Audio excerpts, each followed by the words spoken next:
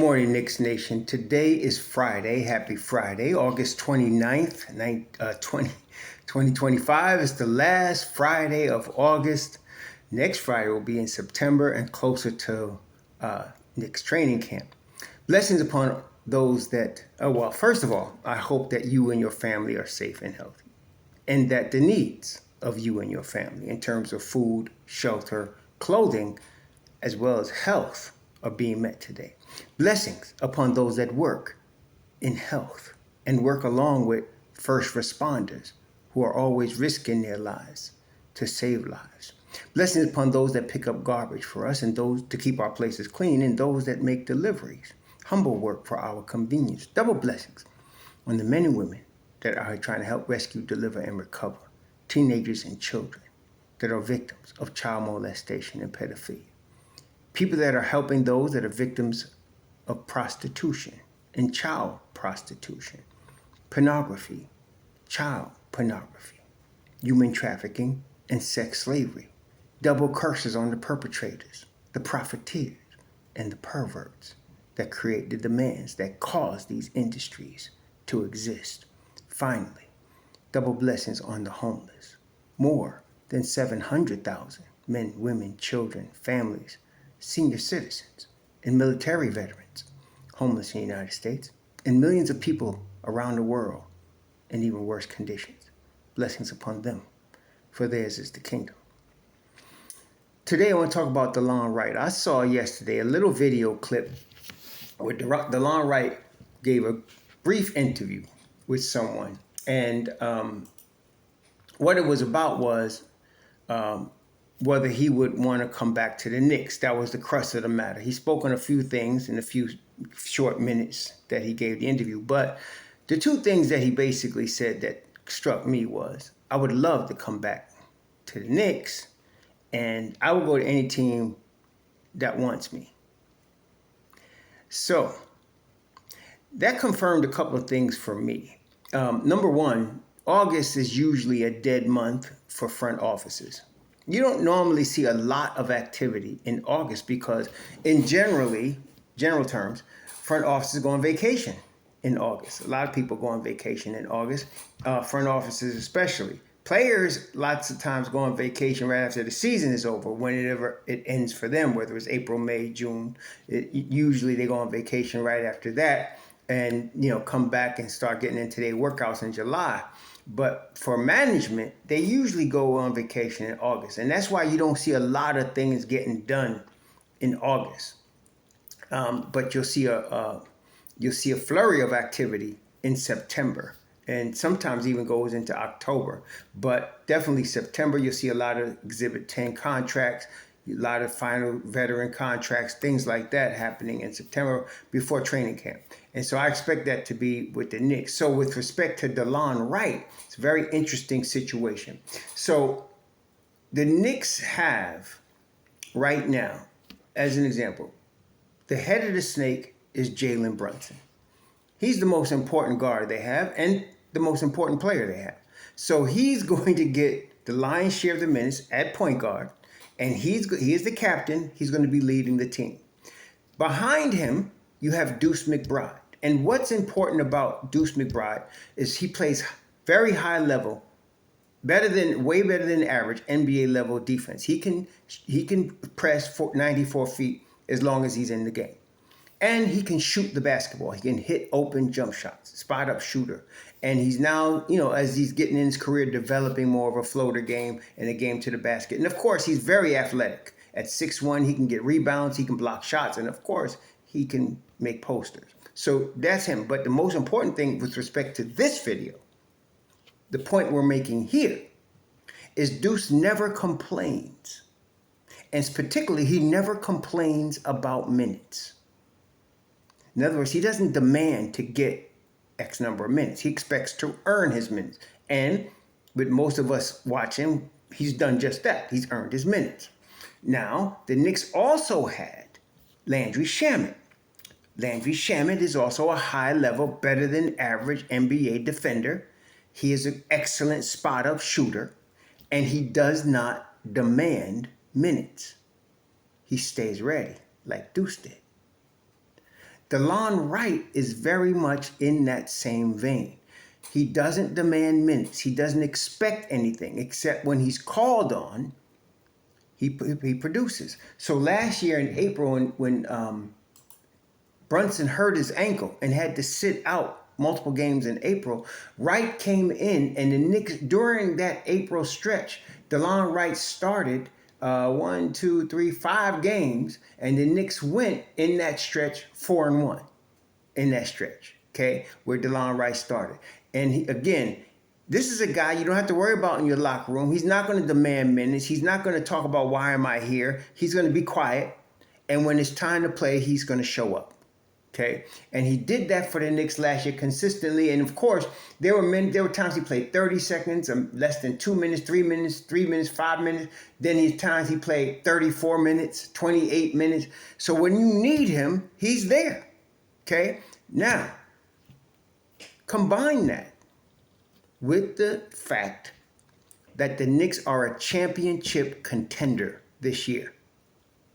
This is not a team that's developing. This is a team that's ready to compete for it all. You approach your roster differently in different situations. For example, the Brooklyn Nets and the Charlotte Hornets are not approaching their roster the same way the New York Knicks or the Oklahoma City Thunder are approaching their roster. Brooklyn and let's say Charlotte, they're looking to build. They're looking to build through the draft and through development internally, mostly with rookie contracts. They will add veterans if it helps them in their building process. When they get to a certain level of the building process, they will add important veteran pieces to supplement the youngins that they develop. That's what Detroit did. Cade Cunningham, Asor Thompson, Jaden Ivey, those guys. Jalen Duren, they were drafted and developed by Detroit, and then Detroit added Tim Hardaway Jr., right? They added pieces that were veteran pieces to supplement the youngins, okay? And so that's why you had Malik Beasley there, you had Tim Hardaway Jr. there, of course, and then we know they also had the guy from Philly, I forgot his name, the Long Island guy, half Holland Hills. Don't worry, I'll get his name in a second. But these pieces, point I'm making, don't lose sight of it because y'all do. Point I'm making is these pieces were added when the development process was as good as it could get for Philly. For Detroit. Okay, so they added these pieces, and that's what those teams are doing. So you have the beginning rebuild phase, which Brooklyn and Charlotte are now in. You have the phase where you're just finishing your rebuilding. Tobias Harris was the guy I was talking about. You're just finishing your rebuilding, so now you're going to add supplemental pieces to the parts that you did draft and build, and now you're in the phase where you're trying to compete. That's Detroit. Then you get to the point where you have your team that's ready to compete for a championship through either free agency, trades, or development. You got your squad. You're a legitimate threat to go all the way. Everybody's marking their calendars when they got to play you because you become a sign of how far teams are. You become the litmus test. That's the Knicks. Okay? That's Oklahoma City. That's the Knicks. And so it was Boston until Tatum got hurt. It was Milwaukee until the whole Giannis with Jrue Holiday and then later Dame Dollar fell through. Teams go through it because there's a lot of parity. You can't stay on top forever because of the way things are in the league in terms of salary cap and such. But that's the way it goes. So now it's Oklahoma City, it's New York, it's Cleveland. Those are the teams that you're like, okay, they have the capability of going all the way. Then you have your Detroits that's up and coming. They showed they fight last year. And I believe if they didn't get the Knicks in the first round, if they got anybody else in the first round, they probably could have won the first round and get into the second. But they got the Knicks in the first round, and that was a tough break for them. If they just won a few more games and they were up another spot in the standings, they might have been playing Indiana. I think they could have beat Indiana in the first round. So this year, they're even better. So that's what I'm saying. That's where they're coming. There's going to come a time when they're going to be championship contenders. Okay, and everybody's going to look at them as a legit team to go all the way. Maybe another year, we're talking about that. But that's where they are. So with respect to the Knicks, you are looking at veterans. So when you look at the starting five, Karl Anthony Towns, Jalen Brunson, Mikal Bridges, OG Anunoby, and possibly even either Deuce or Mitch Rob. You're talking about veterans, right? Then you got Yabusele, who's like 30. Then you got Josh Hart, okay? Then, you got either Mitchell Robinson or Deuce again. And then you're talking about Jordan Clarkson. These are all veterans that have been in playoff situations, that have performed in tight situations at a high level. Not just guys that are good basketball players on the NBA level, but guys that have performed in pressure situations. Then you have veterans like a Shamet or a Delon Wright, right? That, they've also been in these situations before, like Delon Wright was. But these guys, you're not going to hear from them about minutes. If you had a Russell Westbrook or Brogdon or Simmons, they would complain because they were expecting to get X number of minutes, even though they know they'd be on a minimum deal. The Knicks do not need that. Okay? Somebody mentioned Corey Joseph. He's another type of Delon Wright guy that, he's not going to whine. He's going to come in and do his job. But we got Delon Wright, so we don't need Corey Joseph. So the thing is, and Delon Wright coming into his 11th season, we count about $2 million against the cap while getting about 3.6. Same with Shamet. So the question then becomes, we have to understand the dynamics of the Knicks roster situation, which most delusional ones don't want to look at. But the point is, they got one veteran minimum contract. Okay? And we've been advocating, and Ian Begley has said from his discussions with internal people at the Knicks, it'll be Shamet. Well, where does that leave Wright? So really what it comes down to, realistically, is either it's going to be Delon Wright or Tyler Kolek. And I submit, Kolek is the younger player, obviously. Delon Wright just turned 33 in April. Kolek just turned 24 in March. So the dynamic now, you got to say, okay, Kolek, in my view, is not ready for NBA playoff basketball. In other words, he's young. His defensive liability is too much for us to win a chip with.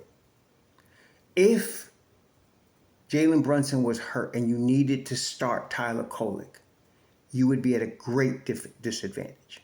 He's going to make mistakes. There's going to put a lot of pressure on him, and he's not used to it. I would not want him in a coming down the stretch in April and got to start him and trying to get playoff position. I would not want him if Jalen Brunson twisted his ankle and you got to put him in the playoff against a Detroit team, against Cleveland, against any of these guys. I don't want Tyler Kolek out there because he's gonna cost me a game in the playoffs. I'm not saying the boy don't have talent, but I'm saying if we're talking about we're not developing, we're trying to get the chip. My feelings don't matter. What gets us the W is what matters. And again, I've noticed over the time I've been having the Knicks content, a lot of people place their feelings for a player and their love of a player over the pragmatic approach of who's going to help us win this chip. The Knicks are in a position where that's the question they got to ask. Who going to help us win this chip? Okay, that's what it comes down to. And so they're going to make any move that answers that question in the positive. We're not worried about development right now with our main guys. We're worried about winning. Development comes, this is why you have a G League. This is why you have your Bryants, your Mark Bryants. This is why you have your Maurice Cheeks. That's why you have those guys. Jinx, your development. Okay, that always is when you're on a championship roster now. That's going to happen behind the scenes. If you're in a developing team where you know before the opening tip you're going to be in the lottery next year, then the development happens on the floor. Because you're going to lose games anyway, so you put them out there. But if you need this chip, and to me right now, as we're going to get into training camp, you're going to hear me tell you the Knicks this year, I always try to bring a prediction, a forecast. And I've said, some years I've said top 4, some years I've said top 3. Look, this year in the Eastern Conference, the Knicks are top 2 in the East. And I'm looking at 58 wins. I know some of y'all are going to say 60. That's great. I hope to be wrong. But I'm looking at 58 wins and top 2 in the East, which means they could win the East. We ain't got time to put rookies in positions where we need W's. There's only one exception to that. And he's not even a rookie. That's Ariel Hukporti. We don't got time for youngins to try to learn on the fly. Hukporti would be important because of him playing the 5, and we got Mitchell Robinson, and we got Karl-Anthony Towns, and you need another guy just in case one of them gets hurt and misses games. And I think Hukporti will earn that. And that's another thing. And Mike Brown, I don't know nothing about. Again, I'm not sure what a Mike Brown player looks like, but I do know Mike Brown allows people to win minutes in practice. He does do that, okay? He allows people to win minutes in practice. And so if you are busting your tail in practice and busting up other players in practice and doing your thing, you could win minutes even if you're a rookie with Mike Brown. It's not easy to do. Veterans ain't just going to give you their stuff. That's why they there. Okay? So you're going to have to really show you could do something because everybody coming after you. You become the lamb and they are looking, and they wolves looking to eat you in practice. You got to show up. Deuce did it. Okay? Deuce did it. Nobody in practice. Derrick Rose will tell you. He won't mess with Deuce. All he knew, they asked him, what do you think about Miles McBride? And he said, Miles who? And they said, Deuce. He said, oh, Deuce. You all about the Deuce card from practice. See? So I feel like Hukporti and Diawara will have the best opportunity in practice. But we're going to see, because in practice, it's put up or shut up. This is that type of year. We've been talking about that before the summer league, right? Let's put up or shut up time. You could talk all you want. You could have your favorites. They better show up. They better perform. They better bust somebody in their ass in practice or they sitting. And I'm telling you right now, if it's between Delon Wright and Tyler Kolek, there's no choice here. You got to choose Delon Wright if you want to win this chip. He's ready. He's a veteran. He could step in and start. How do I know this? He's already done it. Before New York, he did it in Milwaukee. He did it in Washington. His career is based on that, being ready. And he's a veteran. He knows what he's doing. He's not going to make a lot of mistakes. Delon Wright becomes your guy. But we'll see. Like I said, I don't know what. I really don't. Somebody brought up the couple of times where Brown's teams were, and I mean couple of times were tops in defense or tops in offense. I'm not talking about that. I'm asking what type of player is a Mike Brown player. And I don't know. Does anybody know? I don't know. I guess we're going to find out. Like I said, I know what a Tibbs player looks like. I know what a Mike D'Antoni player looks like. I don't know what a Mike Brown player looks like. And that bothers me because that's the same problem I had with Fizz Goggles. I don't know what Fizz Goggles was looking for. I can tell you what Kenny Atkinson's looking for. Even though he didn't coach the Knicks. He was an assistant, but on the Nets, I knew what he was looking for. He looking for hustle. He looking for execution. He looking for focus. He looking for defense. He looking for the whole nine. He wants you to bring it every night. So you know what kind of player Atkinson wants. I don't know what Mike Brown wants. There are certain players that's going to get their minutes because of who they are, and every coach knows that. Like, okay, the starting 5 I mentioned, they're going to get their minutes. Yubaseli ain't gonna get no DNP CDs. I'm gonna tell you that right now. Neither is Josh Hart. They're gonna ball. And if you ever see them get DNP CDs, Mike Brown's in trouble. Okay? Karl Anthony Towns is gonna start. Jalen Brunson's gonna start. Mikal Bridges is gonna start. OG Anunoby's gonna start. That's given. What he does after that, I don't know. He's got a lot of talent, though, I will tell you that. So we're gonna see what he does with it. Again, this is the put up or shut up year. Y'all enjoy your Friday. Shalom.